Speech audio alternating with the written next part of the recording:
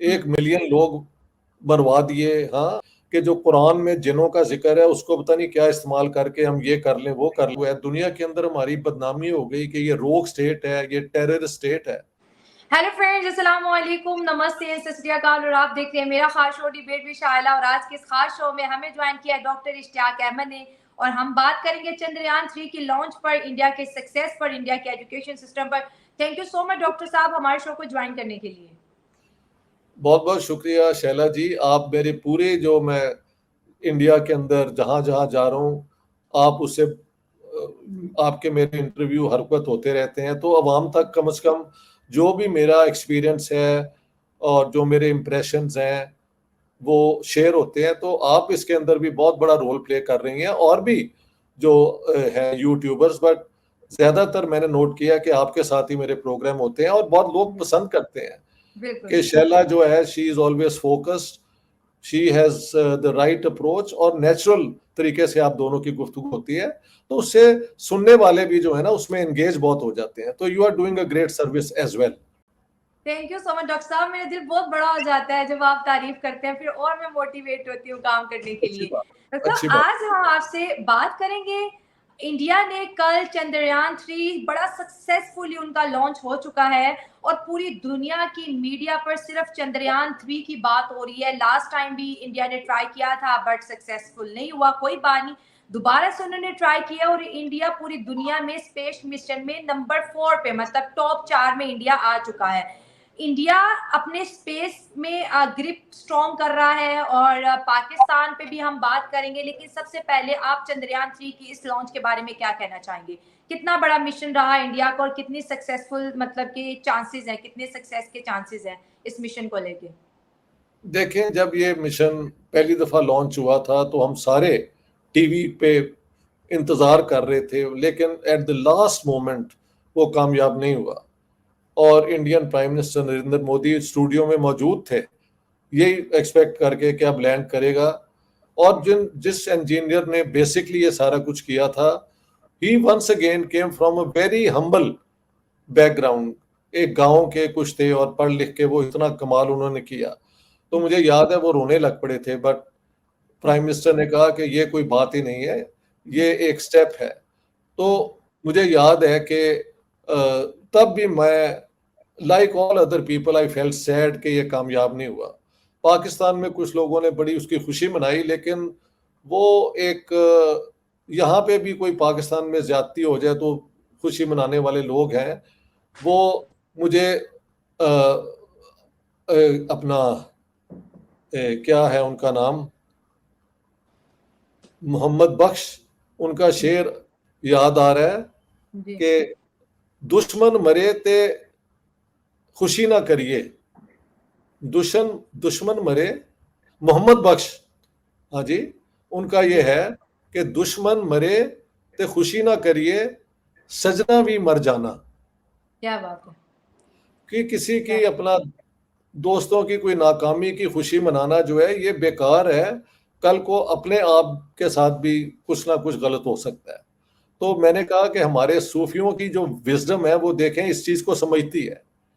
लेकिन पाकिस्तान में जो पढ़े लिखे लोग थे उन्होंने बहुत इंप्रेस हुआ। अच्छा, इसके मुतालिक जो बताने वाली बात है कि ये सारा इंडिया ने अपने ही एफर्ट से ये सारी चीजें, टेक्नोलॉजी सारी डेवलप की हैं। ये नहीं कि इसमें अमेरिका का, बल्कि अमेरिका ने और इन्होंने शुरू में रोका है कि ये इस तरफ आ ही ना सके। तो जब उधर से रास्ते बंद हो गए, तब फिर इंडियन साइंटिस्ट ने, इंडियन स्टेट ने, इंडियन गवर्नमेंट ने मिलके, और ये जो इन्होंने ये किया है ना सारा ये प्रोजेक्ट, बाकी दुनिया के कॉस्ट जो है उससे 1/5 इतने कम कॉस्ट पे ये सारा कर रहे हैं। तो अब launch has been very successful, and I notice मेरे कई इंडियन दोस्त बहुत खुश थे, and I thought that was a great thing.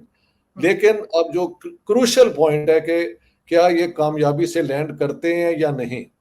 कर जाएंगे तो फिर इंडिया का एक बहुत बड़ा ब्रेक थ्रू हो जाएगा। ना भी करेंगे तो सो व्हाट। जब रशियंस ने और अमेरिकन ने सबसे पहले ये स्पेस मिशन शुरू की तो बहुत गलतियां उनसे भी हुई। ये कोई बड़ी बात नहीं है। साइंस में तो एक्सपेरिमेंट करते हुए गलतियां is part of the way of learning. तो उन्होंने पिछली एग्जैक्टली। गलती से अपना वो स्टडी कर लिया है, एंड लेट्स होप कि हम सब मिलके मुबारकबाद दे सकें इंडिया को अगर वो लैंड कर जाए। तो जाहिर है, देखें इंडिया में क्योंकि इकोनॉमी भी अच्छी तरह डेवलप कर रही है, लोगों के पास नौकरियां भी हैं, उनकी बिजनेसेस भी चल रही हैं, तो साथ साथ ये वाला इवेंट भी सबका इवेंट बन गया है। लेकिन अगर लोग भूख नंग में हों और जिंदगी के हालात बुरे हों तो ये कोई बड़ी खुशी नहीं होती। तो मैंने देखा यहाँ पे अवाम के लेवल तक भी इसमें पूरी एक सेंस ऑफ प्राइड है, यानी आप कह सकते हैं कि दे आर प्राउड कि हमारा ये काम हो रहा है। तो लेट्स होप कि वो लैंड सही तरह कर जाए, तो वो एक बहुत बड़ा ब्रेक थ्रू होगा। So India will become number 4। तो ये बड़ा एक एक्सक्लूसिव क्लब है। क्लब जो होती है उनकी मेंबरशिप बहुत रिस्ट्रिक्टेड होती है, जो बड़े क्लब होते हैं। यानी लाहौर का जो पंजाब क्लब है जो सबसे टॉप क्लास है, वहां पे मेरे दोस्त हैं, तो I always go to the Punjab club. लेकिन वहां पे पता नहीं 50 लाख मेंबरशिप और 20 साल रुकना पड़ता है before you get a space. इसके बाद जिम खाना और बाकी क्लब आते हैं। तो 4 मुल्कों का ये बन जाएगा एक्सक्लूसिव क्लब जो आउटर स्पेस में भी जाके ये एक्सप्लोर कर रहे हैं।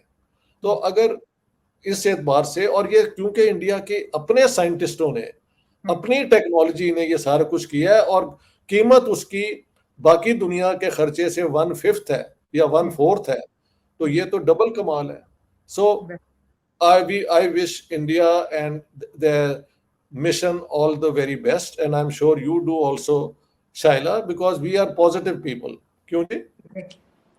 डॉक्टर साहब, एक और बड़ी ही जबरदस्त चीज है, जब मैं चंद्रयान 3 के बारे में पढ़ी थी कि ये लूनर स्पेस सिस्टम को मैनेज करने वाली एक भारतीय विमेन है जिनका नेम है रितु करीधल, और इसने चंद्रयान 3 के मिशन को सारा कंट्रोल की है, मैनेज किया है। कितना एम्पावर कर दिया है इंडिया ने अपनी विमेन्स को कि स्पेस जैसे बड़े बड़े प्रोजेक्ट उनके विमेन हैंडल कर रही हैं। और हमारी विमेन्स अगर मास्टर डिग्री ले भी लेती हैं तो कहते हैं बेटा घर जाओ, घर गृहस्थी संभालो, ये जॉब शॉब तुम्हारे बस की बात नहीं है। हमारी सोच आज भी वही है जो 1947 में थी, उनकी 2023 में रह के इंडिया 100 साल पहले का सोच रहा है। इसके बारे में क्या कहेंगे?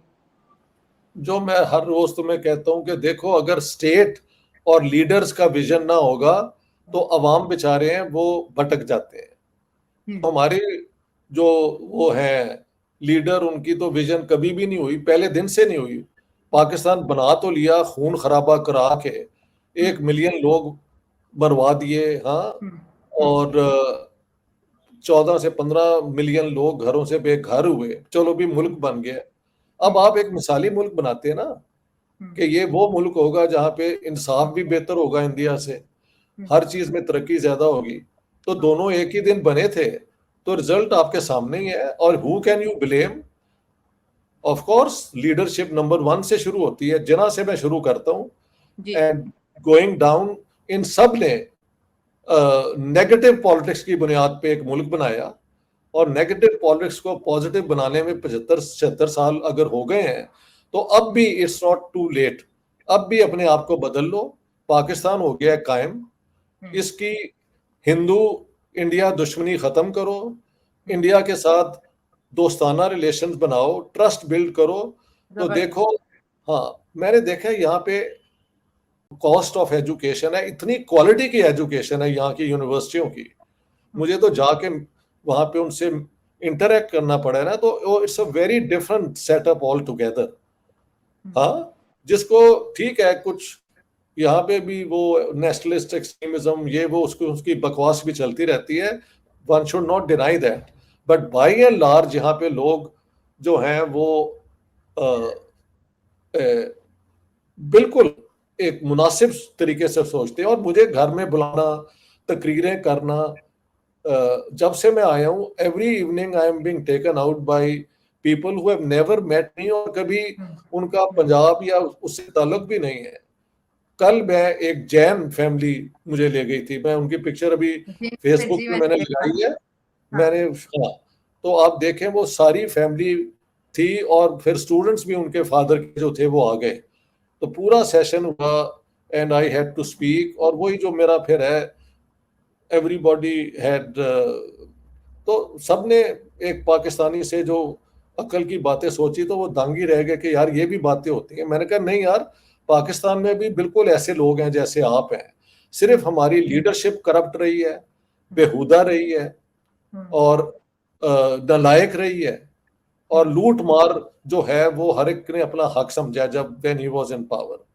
ये आप हिंदुस्तान में किसी प्राइम मिनिस्टर के ऊपर ये इल्जाम नहीं लगा सकते, तो इससे बड़ा फर्क पड़ता है, उसका रिजल्ट सामने है। और औरतों के मुतालिक तो खास तौर पे ना पाकिस्तान में उसे कहते हैं मिसोजिनिस्ट या एंटी फीमेल जो है वो सोच, ऑनर किलिंग और ये और वो, उसकी तो हद ही हो गई है। तो ये जनूनी मुल्क बनाने में हमारी सारी लीडरशिप का उतना ही हिस्सा है। I don't make exceptions. बिल्कुल। डॉक्टर साहब, आपने एजुकेशन की बात की। इंडिया में अच्छी एजुकेशन है, हाई एजुकेशन है, क्वालिटी एजुकेशन है, दैट्स व्हाई वहाँ के बच्चे साइंटिस्ट बन रहे हैं, अपने इसरो को सर्व कर रहे हैं, सस्ते में बना रहे हैं। पाकिस्तान की एजुकेशन सिस्टम में Lashkar-e-Taiba, Jaish-e-Mohammed, Hafiz Saeed, Osama bin Laden जैसे हमारे हीरो बन गए हैं। तो दोनों मुल्कों के अंदर तालीम के मेयार पे अगर आप कुछ कह सके तो मैं I shall be very thankful to you. कितना फर्क है, वो साइंटिस्ट पैदा कर रहे हैं और हम जो है दहशतगर्द पैदा कर रहे हैं। बस रिजल्ट आपने बताई दिया, तो इसमें मैं क्या बोलूं। यानी एक एजुकेशनल सिस्टम जो है वो तो लोगों को तैयार करता है कि उस जमाने की इकोनॉमी, उस जमाने का सोशल ऑर्डर, उस जमाने की सियासत को किस तरह बैलेंस में रहना चाहिए, इसके लिए एजुकेशन उसके मुताबिक होनी चाहिए। ये जो एजुकेशन देते हैं वो 7वीं सदी के वैल्यूज पे है जो एग्जिस्ट ही नहीं करती आज। भाई आप देखें, ये एक मिथ है कि इस्लाम में हर चीज दी गई है। रसूलुल्लाह की डेथ के बाद ही झगड़ा हो गया कि हु विल सक्सीड हिम, तो बेसिक क्वेश्चन का उसमें कोई जवाब नहीं है। उसके बाद कई चीजों पे झगड़ा है, ये वो, ये जिस दिन इनको ये समझ आ जाएगी ना कि 7वीं सदी 21वीं सदी पे इम्पोज नहीं हो सकती, पाकिस्तान का ज़हन और पाकिस्तान के अवाम जो हैं वो आज़ाद हो जाएंगे। ये आज़ादी वहाँ की एलीट, पावर एलीट ही कर सकती है, लेकिन उनको फायदा है ना कि मुल्क लोग उसी में रहें। और मैंने अपनी एलीट में जाके देखा है, उनका लाइफस्टाइल वही है जो एक अमीर लोगों का होता है। नवाबों दौलत वाला। भी, नौकर भी बहुत हैं और हर किस्म की जो है चीज उनके पास है, लेकिन उनको कोई ख्याल नहीं कि अवाम के साथ भी कुछ होना चाहिए। तो ये है, एजुकेशन हमारी जो है वो हमें एक जनूनी बनाने के लिए दी गई है। तो जनून का कोई फ्यूचर नहीं है इस दुनिया में, अकल का फ्यूचर है और इल्म का फ्यूचर है। बिल्कुल सही कह रहे हैं डॉक्टर साहब। हम इसरो की कामयाबी को यहाँ पर सेलिब्रेट कर रहे हैं, उन्हें ढेर सारी मुबारकबाद। उन्होंने लॉन्च किया स्पेस मिशन की तरफ, इंडिया बहुत तेज़ी से रवा दवा है और भारतीयों का ये प्राइड भी है, उनकी आर्मी भी उनका प्राइड है, उनके साइंटिस्ट जितने भी है, इसरो भी उनका प्राइड है। हमने स्पार्क को बनाया और इसरो से पहले बनाया, हमने हर चीज़ इंडिया से पहले कर। इंडिया अब मोटरवे बना रहा है, हमने कई साल पहले मोटरवे की शुरुआत कर दी। हम क्यों नहीं ग्रो कर पाए? हमारा स्पार्को क्या कर रहा है? स्पार्को के लिए भी टैक्स जाते हैं, स्पार्को के लिए भी स्टाफ अवेलेबल है, स्पार्को के भी खर्चे हम उठा रहे हैं। स्पार्को तो भी एक रेल का इंजन नहीं बना सका, स्पेस मिशन तो बहुत दूर की बात है। तो ये ऐसे नामी गिरामी इदारे हमने क्यों बना रखे हैं? अगर किसी काम के लिए तो हटाएं, मुल्क से कहते हैं ना एक्सपेंस का जरा बोझ कम होगा, चलो वो हम अपना इंटरेस्ट चुका लेंगे। ये स्पार्को कर क्या रहा है? आप तो खुद इस फील्ड में है, बहुत से अदबी लोगों से मिलते जुलते हैं, साइंटिस्ट से भी मिलते हैं, इंजीनियर से भी मिलते हैं, इसको क्या बोलते हैं, पॉलिटिकल साइंटिस्ट से भी मिलते हैं। ये स्पार्को क्या कर रहा है? पता नहीं, मेरे ख्याल से कुछ भी जो भी कर रहा है उसका कोई जिक्र नहीं है ना दुनिया के अंदर। तो वहां पे वो कोई एक दो साइंटिस्ट थे जो जिनों के जरिए वो न्यूक्लियर पावर बनाना चाहते थे, तो इस किस्म की इन्होंने, हाँ हाँ, ये हमारे इसी यानी साइंटिस्ट जो है जिन्होंने न्यूक्लियर वेपन बनाए हैं, ये उनकी ये सोच है। जियाउल हक के दौर में उन्होंने जाके प्रेसिडेंट को कहा कि ये तरीका है कि न्यूक्लियर पावर एक्वायर करने का, कि जो कुरान में जिनों का जिक्र है उसको पता नहीं क्या इस्तेमाल करके हम ये कर लें वो कर लें। तो इस किस्म की मिस्टिफिकेशन, इस किस्म की वो कहते हैं स्पीशियस किस्म की आर्गुमेंट्स लेके आना जो है वही, क्योंकि अगर साइंटिस्ट फ्री नहीं ना है सोचने के लिए और वो एक आइडियोलॉजी के तहत सोच रहा है, तो साइंस भी उसके ताबे हो जाएगी। तो वो सत्यानाश तो अपनी इंस्टीट्यूशंस बनी थी। मैंने तो कहा है कि वर्ल्ड बैंक ने और अमेरिका ने पाकिस्तान को चाहा था कि ये कामयाब कैपिटलिस्ट मुल्क बने। इन्होंने पैसा उनसे लेके 1-2 साल तो वो इंडस्ट्री थोड़ी सी बनाई, साथ ही 65 की जंग शुरू कर दी और उसके बाद पाकिस्तान का भट्टा बैठना शुरू हुआ और 2 दफा जब इकोनॉमी बूम की है तो वो इसलिए कि पाकिस्तान अमेरिका के किसी प्रोजेक्ट में इन्वॉल्व था। एक दफा जब जियाउल हक ने वो जिहाद वाला काम शुरू किया हुआ था अफगानिस्तान में, तो बड़े डॉलर आते थे। पाकिस्तान की इकोनॉमी ने प्रोड्यूस नहीं किया, डॉलर आए और वो ड्रग ट्रेड उसमें आई और उसके अंदर ये क्या कहते हैं, हथियारों का इलीगल कारोबार बहुत फैला, जिससे सोसाइटी जो है ब्रूटलाइज हो गई। इसके बाद जब मुशर्रफ साहब ने बुश के वो ऑर्डर पे कि यू आर विद अस और against us war on terror किया, तो तब भी डॉलर आने शुरू हो गए, लेकिन ये सारे डॉलर अमेरिका देता था अपने मकासद हासिल करने के लिए। तो पाकिस्तान की इकोनॉमी 65 के बाद अपनी इंडस्ट्रियल ग्रोथ, जो टेक्सटाइल की हमारी बहुत फ्लरिशिंग इंडस्ट्री थी, वो अभी भी है, लेकिन वो कभी बढ़ नहीं सकी। डू यू नो कि वही इंडस्ट्री जाके वो बांग्लादेश में एस्टेब्लिश हुई है और बांग्लादेश में कॉटन तो it doesn't grow, the cotton doesn't grow. इन्होंने वो सारा पैसा जो वर्ल्ड बैंक ने दिया था ना, उसको छोड़ के तो इन्होंने वो पंगा ले लिया कश्मीर के अंदर जिहाद का, 65 वॉर का, और वर्ल्ड बैंक से जो फंडिंग थी वो रुक गई। फिर उसके बाद अमेरिका के ने एम्बार्गो लगा दिया आर्म्स पे। तो उसके बाद पाकिस्तान का दुनिया के अंदर रिकॉर्ड लोगों को समझ आना शुरू हो गया कि ये अजीब स्टेट है, बजाय अपने लोगों की खिदमत करने के ये इंडिया के साथ टक्कर लेने के चक्कर में हरकत रहते हैं। तो अब हाँ, तो कॉटन इंडस्ट्री जो है ना, अब वो जाके कहाँ कायम हुई है? बांग्लादेश में, जहाँ पे कपास यानी कॉटन उगती नहीं है। So they import cotton and then do all the textiles. हमारे तो अपने घर में सारा कॉटन ग्रोइंग पार्ट है ना। ये कैनाल कॉलोनीज में wheat and cotton were the two main crops. तो पाकिस्तान के पास तो हेड स्टार्ट था कि टेक्सटाइल में वो अपना नाम बना ले। अब बांग्लादेश का नाम हर जगह होता है। यूरोप के अंदर कहीं भी आप जाए ना, ये बिग स्टोर्स में, तो उसमें लिखा होता है मेड इन बांग्लादेश। सो पाकिस्तान वो मुल्क है जिसने अपने बेस्ट इंटरेस्ट को छोड़ के हिंदुस्तान की दुश्मनी में और ये कश्मीर की फिक्सेशन में अपने लोगों का सत्यानाश कर दिया और लूट मार को इन्होंने एक नेचुरल चीज बना दी है कि लूटना तो है, पब्लिक ऑफिस को अपने फायदे के लिए मिसयूज करना ये तो बिल्कुल राइट है।